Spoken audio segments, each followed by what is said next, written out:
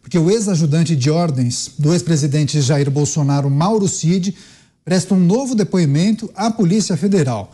Ele chegou à sede da corporação por volta de 2h30 da tarde.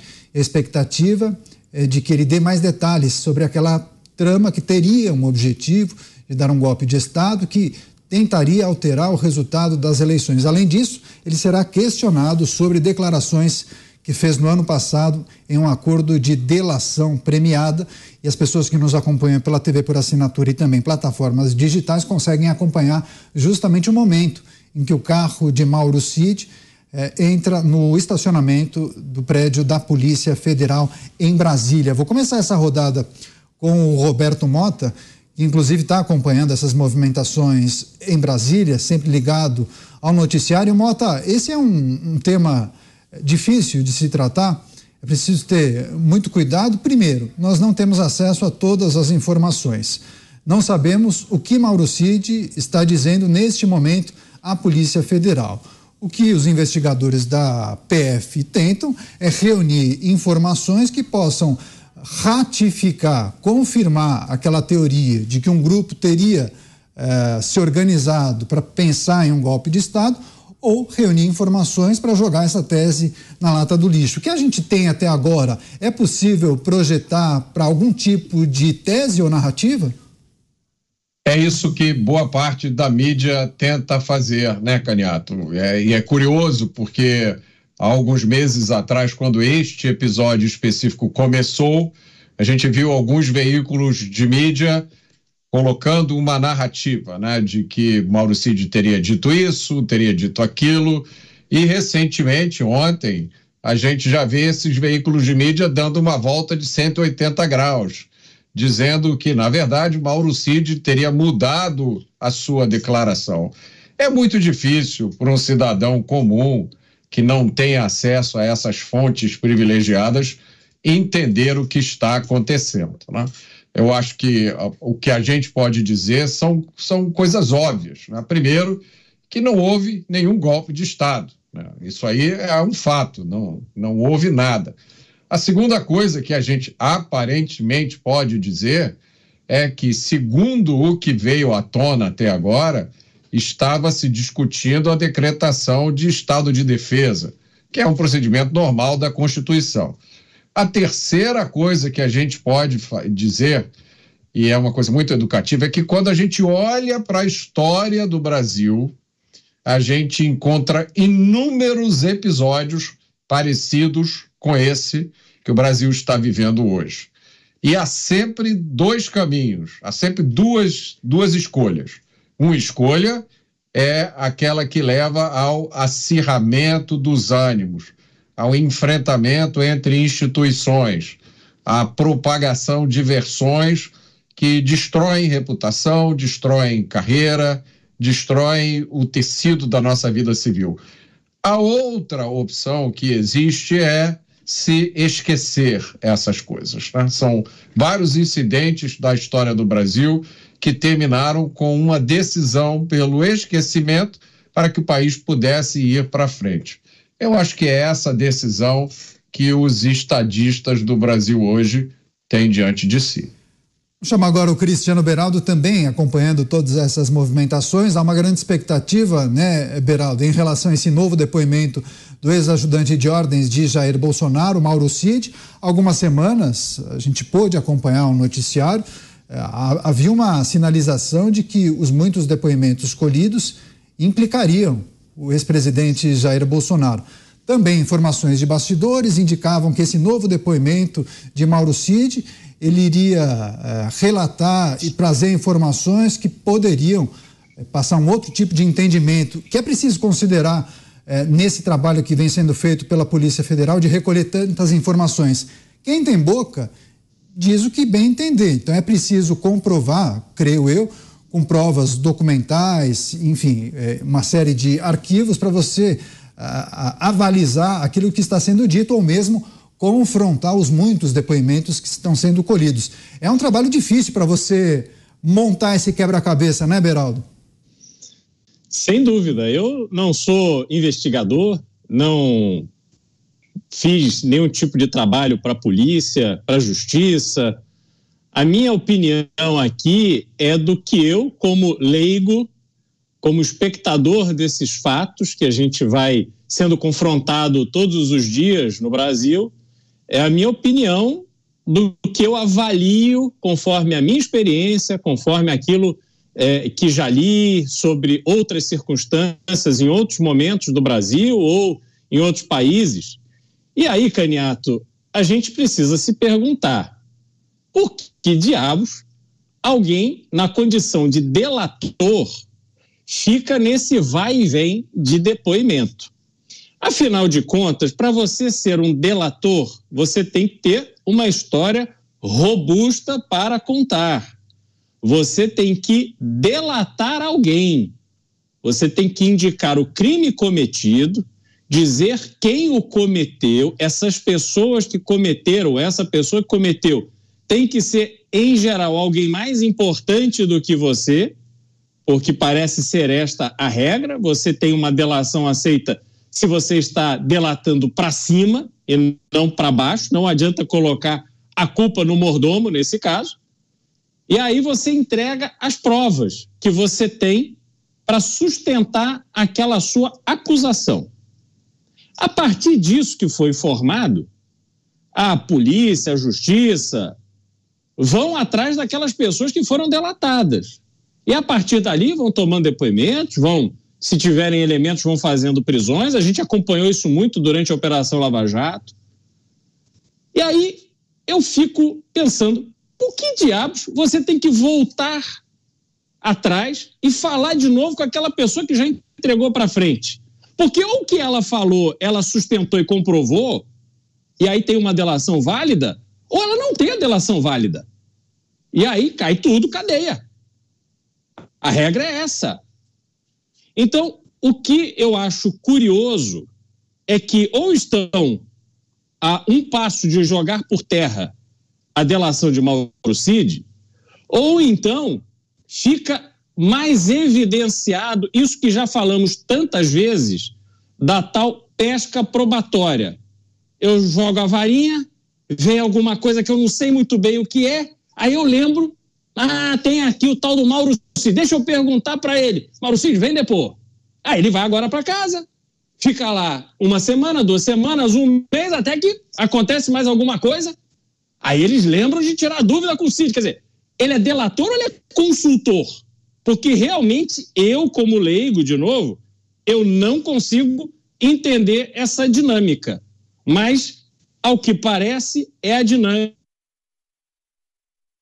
Temos a conexão com o Cristiano Beraldo e acompanhamos mais uma vez, as pessoas que estão nos acompanhando pela rádio, estamos vendo a imagem, justamente o momento em que o carro do ex-ajudante de ordens de Jair Bolsonaro adentra ao estacionamento da Polícia Federal em Brasília, uma SUV de marca inglesa na cor vinho ou grená.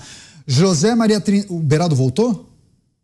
Beraldo, retomamos o contato contigo só para arrematar, para finalizar o seu raciocínio e sua reflexão, por favor. Não sei aonde eu parei, mas o que me chama a atenção é isso, é esse vai e vem de Mauro Cid, que não deveria ser o padrão de um procedimento de delação premiada, mas que neste caso se tornou o padrão. Então, realmente, tudo pode acontecer. Vamos aguardar e ver as cenas dos próximos capítulos, Caniato. Pois é, o novo depoimento de Mauro Cid à Polícia Federal, ele, ex-ajudante de ordens de Jair Bolsonaro. Você, José Maria Trindade, as informações que nós temos é que esse novo depoimento, essa nova oitiva, foi agendada porque havia divergências de informações que foram compartilhadas por ele naquela primeira fase, na delação, a primeira oitiva, com depoimentos de outras testemunhas, outras pessoas que foram chamadas pela Polícia Federal.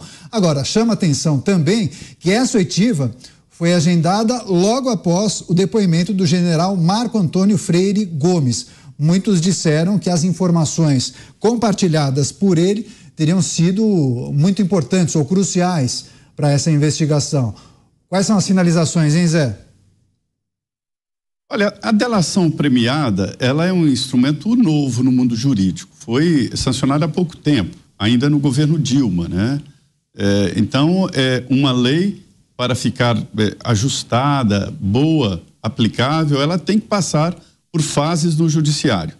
E a delação já foi julgada no Supremo Tribunal Federal e houve ali restrições, que agora ninguém sabe se estão valendo. Porque jurisprudência no Supremo Tribunal Federal, que antigamente valia por décadas e alguns séculos, aí já há mudanças mais recentes em jurisprudência. A delação sozinha não basta para a condenação de ninguém, decidiu o Supremo Tribunal Federal, né? Mas a delação é importante e ela vale para quem entrega superior, não inferior, né? No trabalho, mas superior. E a delação do Coronel Cid, ela tem detalhes muito importantes e, na minha opinião, vai mudar o conceito de ajudante de ordens. Até aqui, o ajudante de ordens era a pessoa de maior intimidade de um presidente da República. Eu me lembro que o próprio ex-presidente, então presidente da República, Jair Bolsonaro, reclamando de que, Zé Maria, quebraram o sigilo telefônico do meu ajudante de ordens. Ou seja, quebraram o meu sigilo telefônico do presidente da República. Eu falo com ele o dia inteiro e a noite inteira, às vezes de madrugada. Lembro de uma coisa e ligo para o Cid. Essa era a função do ajudante de ordens. A partir de agora, todo presidente da República que entrava em entender que o ajudante de ordens pode, no futuro, fazer uma delação premiada, e esta é a nova realidade da política no Palácio do Planalto. Essa delação do Coronel Cid é muito completa, porque ele tinha tudo, ele tinha diários, ele tinha datas, ele tinha eventos, ele tinha, inclusive, agendas. Então, a fala dele pode ser confrontada com agendas, com datas e com viagens. Me diziam fontes na área militar, nas Forças Armadas, de que não conseguiam falar diretamente com o presidente da República e recorriam a Cid. Então ele acabou se transformando ali realmente numa interlocução do presidente da República, né? Não era o ministro-chefe da Casa Civil, ninguém vê nessas falas aí o ministro-chefe da Casa Civil. Não era mais, passou a ser Cid. E ele, por ser militar e ter esse diálogo com os militares, acabou reforçando esta situação. Esta é a realidade. Então, a delação dele pode trazer detalhes. E por que esse novo depoimento? É porque quem está diante de uma delação, ele é obrigado a falar a verdade, né? Um dos pressupostos é falar a verdade, se houve dinheiro envolvido, devolver o dinheiro, prometer não continuar delinquindo e assim por diante. São os critérios da delação premiada. E o objetivo dele é reduzir a pena, né? Então, houve esse convencimento. Na verdade, é o seguinte, há desencontros de informações e que agora são checados. O advogado dele me disse o seguinte, que ele vai repetir o que já disse e só vai responder o que é perguntado. Então, é tipo um fechar lacunas ali, pronto. Agora, Mota, o afunilamento das investigações que apuram a suposta trama golpista, o ex-presidente Jair Bolsonaro já negou por diversas ocasiões participação em qualquer tipo de trama nesse sentido, disse que não houve crime e é preciso considerar também o vídeo daquela reunião que foi amplamente divulgado e a gente pôde, inclusive, acompanhar alguns trechos. Com as informações que nós temos e especialmente aquilo que foi discutido naquela reunião, e parece que tem algo que possa comprovar essa teoria que muitos defendem.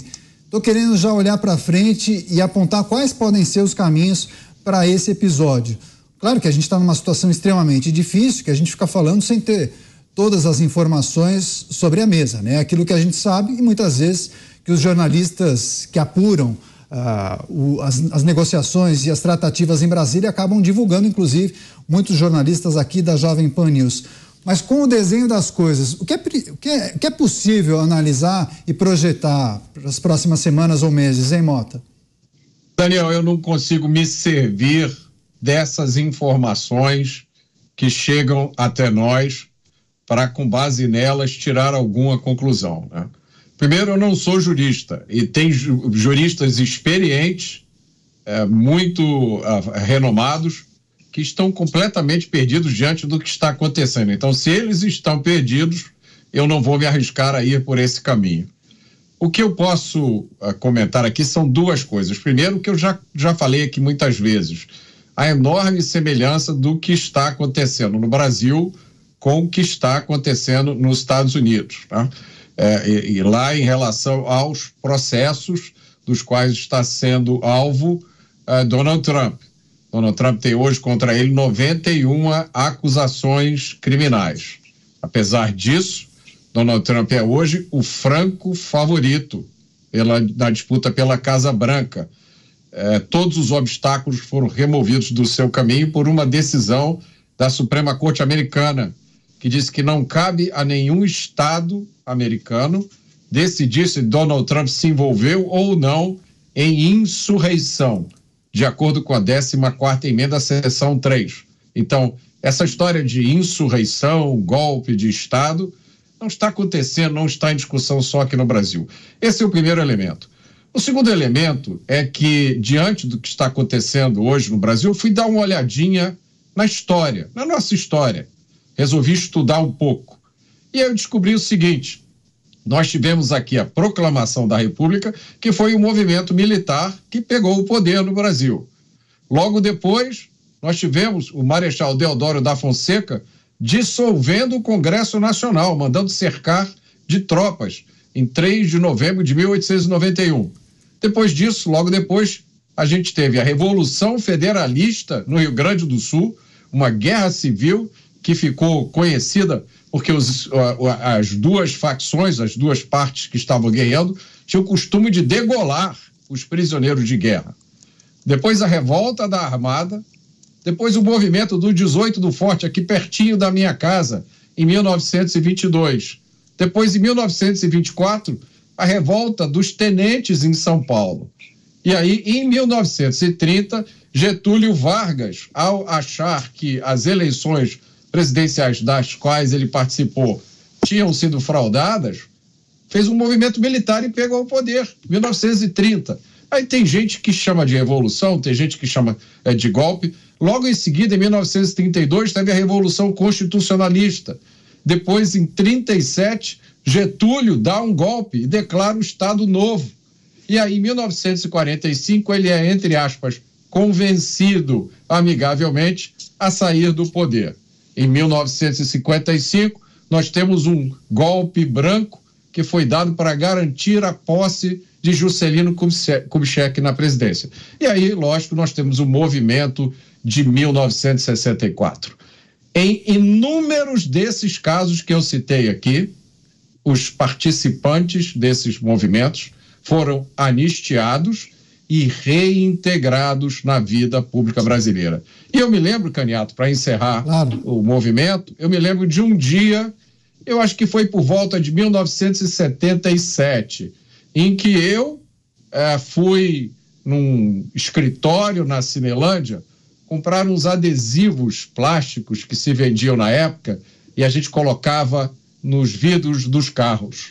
E esses adesivos diziam o seguinte: anistia ampla, geral e restrita.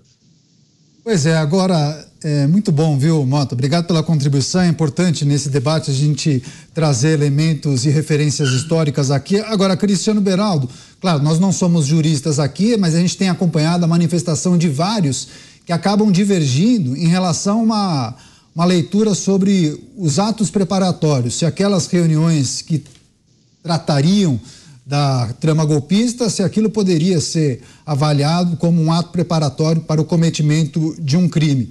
Não há também, esses juristas não conseguem chegar a um acordo acerca de se seria ou não um ato preparatório e como a Suprema Corte Brasileira ou as cortes superiores tratariam desse tema. É uma zona meio cinzenta, né, Beraldo? É difícil, inclusive, para a gente avaliar, porque alguns dispositivos, inclusive mencionados pelo ex-presidente, estão previstos na Constituição Federal, né? Como estado de sítio, por exemplo, né?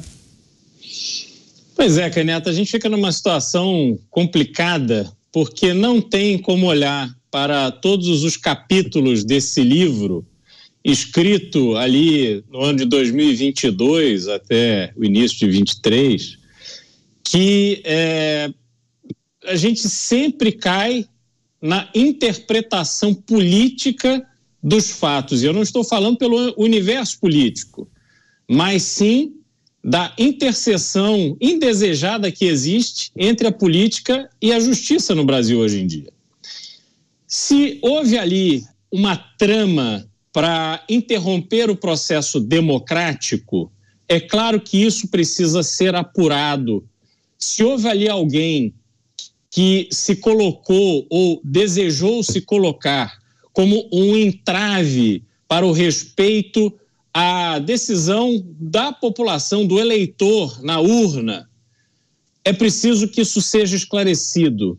E aí a gente precisa dar os devidos pesos a esses eventos. E aí, infelizmente, o que a gente está vendo é que esta trama, que não deu em absolutamente nada, e eu pelo menos, não vejo no 8 de janeiro aquele ato absurdo e grotesco de vandalismo a patrimônio histórico e a prédios públicos brasileiros. Eu não vejo nem naquilo ali uma condição concreta de se impedir o pleno exercício da presidência da República, o pleno funcionamento do Congresso Nacional e o pleno funcionamento do Supremo Tribunal Federal. Eu não vejo como aqueles eventos ali poderiam resultar na interrupção desta normalidade institucional. De novo, o que aconteceu ali foi absurdo, criminoso do ponto de vista da depredação, da invasão, inadmissível. Qualquer pessoa que respeite o Brasil, que respeite e leve a sério as nossas instituições, jamais pode se colocar na posição de invadir prédios públicos e depredar aquilo que é nosso, parte da nossa história. Registrado isso, é preciso ver que tratam de todas desses elementos com um peso exacerbado que não traduz a realidade. E aí eu vou pegar um gancho aqui no que o Mota falou.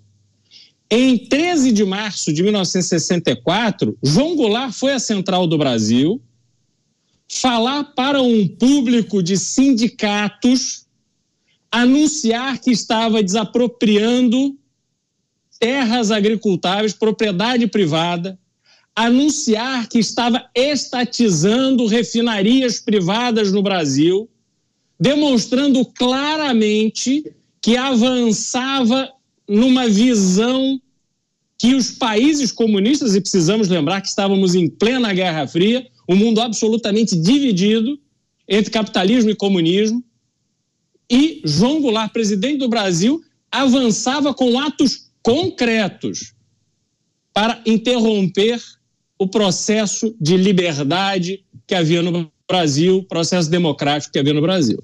Houve uma reação. João Goulart o que fez? Se mandou. Foi para o Rio Grande do Sul e de lá saiu do Brasil. Presidente da República que abandonou a presidência da República, um vexame, uma vergonha. Agora, nada do que aconteceu em 2022 tinha a menor condição de tudo que eu vi, e basta assistir aquela reunião que foi gravada para saber se dali sairia alguma coisa concreta. As pessoas acampadas em porta de quartel, o que o Exército fez? Fez alguma coisa concreta para transformar aquilo num ato de confrontar o processo democrático? Eu não vi. Mas aí isso tudo fica jogado para debaixo do tapete e aí tome 17 anos em quem quebrou a janela, tome 18 anos em quem fez isso, quem fez aquilo. Enquanto isso, assassinos, traficantes, estupradores estão lá pegando 8 anos, 10 anos de condenação. Então, eu tenho que perguntar, que país é esse? Pois obrigado pelas contribuições históricas, inclusive o Beraldo também trouxe informações do século passado, compartilhando com a gente um pouco da sua percepção. E a Roberta escreveu para o Mota: Mota, parabéns pela aula de história. Daqui a pouco eu vou ler outras mensagens e vou transmitir perguntas também para os nossos comentaristas. Agora, Zé Maria, como a classe política tem observado essas movimentações da Polícia Federal, o avanço das investigações e essa pressão sobre Jair Bolsonaro e seu entorno? Eu imagino que muitos veem com preocupação. Quem está do lado do ex-presidente fica preocupado com os próximos capítulos, quais podem ser as consequências. Quem está do lado oposto fica imaginando, dependendo do avançar das investigações, de todo o rito processual, pode vislumbrar em Jair Bolsonaro um novo mártir, alguma coisa assim, né? Tem uma bolsa de apostas, né, para saber se e quando o ex-presidente Jair Bolsonaro vai ser preso, para se ter uma ideia. Mas o que eu vejo é uma omissão, viu? Eu estou esperando até agora, parte importante do Congresso, reagir de uma forma convincente, clara, a tudo isso que está acontecendo. Esse inquérito ele é muito amplo, ele é amplo demais, né? É impossível fazer uma defesa nele, de tamanha a amplitude das denúncias, dos depoimentos, das operações, isso tudo está no inquérito. E no Supremo Tribunal Federal, o Supremo, ou seja, uma condenação ali, não há quem recorrer. E mais, a VEP, a Vara de Execuções Penais, será do próprio Supremo Tribunal Federal. Então há ali uma conversa de, e aí? Já vi algo parecido durante o mensalão, que os políticos falavam, estão criminalizando a política. Era o jargão daquela época de quem estava sendo investigado pelo mensalão. E agora não há uma reação, né, a não ser ali de parentes ou aliados muito próximos do ex-presidente Jair Bolsonaro. Olha, eu queria dizer aqui, Daniel, numa conversa que eu tive recentemente com 2 generais, e eles diziam o seguinte, que neste momento o Exército está ali numa dificuldade com o Coronel Cid. Porque o Coronel Cid não é sequer réu. Ele não é réu.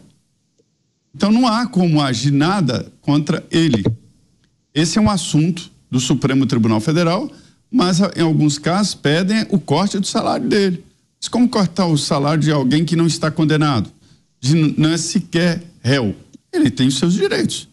Depois da condenação, se houver na justiça comum, aí o Tribunal Militar, o STM, vai julgar, né? Que ele julga assuntos relativos à profissão militar. Não há nenhum julgamento até agora do CID com relação à quebra do Código Militar. Mas depois da condenação, aí a Justiça Militar entra para definir a condição dele, se ele tem condições de continuar militar, para se ter uma ideia de como este é um inquérito, que é ainda fase de inquérito, ainda não houve a denúncia, né? Para ter uma ideia de como é diferente. É nessas condições que o Coronel Cid está prestando depoimento.